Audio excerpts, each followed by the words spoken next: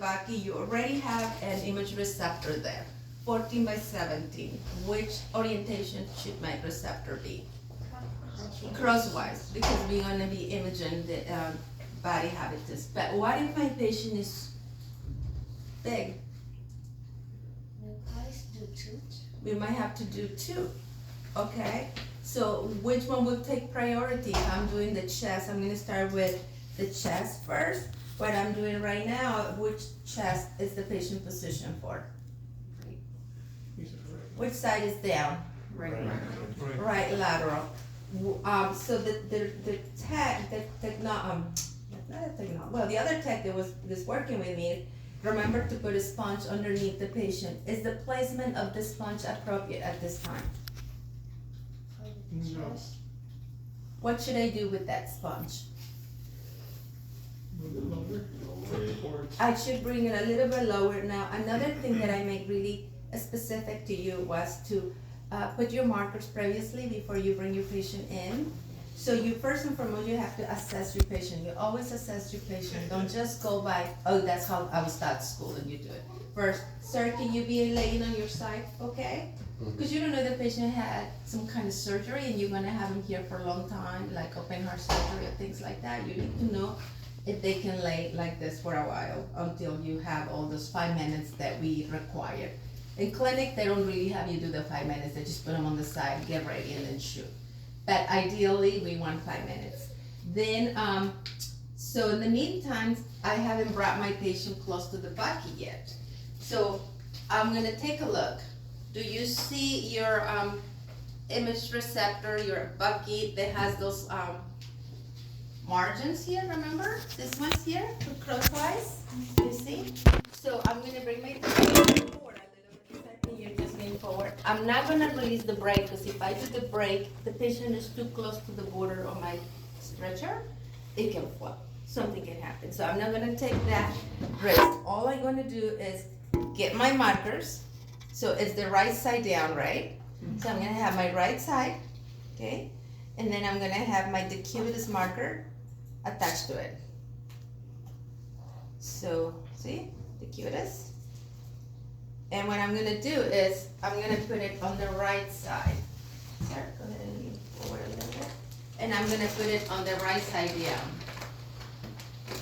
And the upper portion, towards the shoulders, because I'm doing a chest, okay? So then, sir, can you scoot, actually I'm gonna correct this sponge. Can you lift up a little bit for me, please? And you can see the marker here right in the corner, okay? Go ahead and lay down. Now I will give him something to rest his head on, because now the head is gonna be tilted.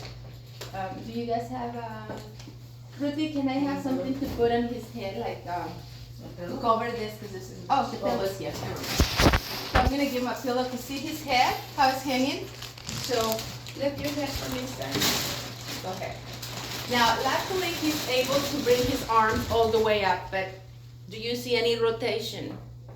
So either I bring him over this way and I have some gap, or I have him scoot against. So I'm gonna have him scoot against the hierarchy. Okay, now that he's, don't see that much rotation, I'm gonna make sure that I'm centered at T7, because it could be deceiving here. So can you turn the light off a little bit so you guys can see my centering? There you go. So it appears to me like he's T7, okay? So all I'm gonna do is close my collimation. One of the things I have to show you is this. You see how the sponge is going all the way down? Technically, I don't have any much room, so a lot of students, what they do, they see the border of the sponge here, and they're like, oh, that's where I'm gonna start my collimation. And then readjust the tube to open it, you know, like this. They might do this number, you see that? But then they're gonna clip the bottom. So you always have to take into account the part that is sinking, all this portion that is sinking. Now, is my patient okay for my crosswise, or should I do length, should I do two lengthwise? What do you guys think? If I go, right now, this is the margins for my crosswise. Is that accurate? So he's a candidate for a actually a 14 by 17 this way, right? So if I was able to reach, I would switch my IR. So this is where you have to be very careful, because if you are in a location like this one, then me getting around, it would require for me to undo the brake. So I have to make sure if I'm gonna undo the brake, I might ask someone to help me to make sure the patient doesn't fall. Or I might just readjust everything. I might just say, my patient can come over here, lean forward this way, and then undo the brake, and then I go behind and adjust. Make sense? But don't just release the brake like this. Because if I do that and I'm back here, his weight is gonna give and he can flip back to the floor. Make sense? So be very careful. Safety is a must. So, sorry, Sam, I'm gonna reach over. Oh, I can. Can someone tall go over and try to bring the IR a little bit higher for me? If you can reach. Just a little bit. Just a little bit less. Right there. Now, can you see? Now you have a X-ray, which we would have done if the patient was standing. This is the same thing as we were doing a crosswise, right? So assess your patient's habitus and then adjust accordingly to your image receptor. This is the right lateral decubitus, and we're looking for fluid at which side? Right or left? On the right. Right. And we're looking for free air on which side? The left. Which is the higher, right? So you gotta make sure you have your anatomy. This will have the same criteria as any other chest. Entire cavity, everything on it, okay? Now, you will do the same thing if you had to do bilateral. Let's say you do the right and the left.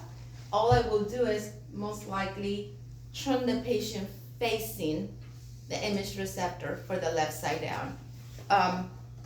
And it'll be the easiest and comfortable. Otherwise, you will have to like turn the gurney and do that whole ordeal. So you might turn one in AP and the other one PA, but make sure you label them correctly. So on the next one, if he's facing the IR, then I will switch my markers first, and then I will put them appropriately for a PA. Can you guys give me more in the front? No, I think you turn it off. Oh. So, any questions about the decubes? I don't need to demonstrate the left one, do I? Okay, so now,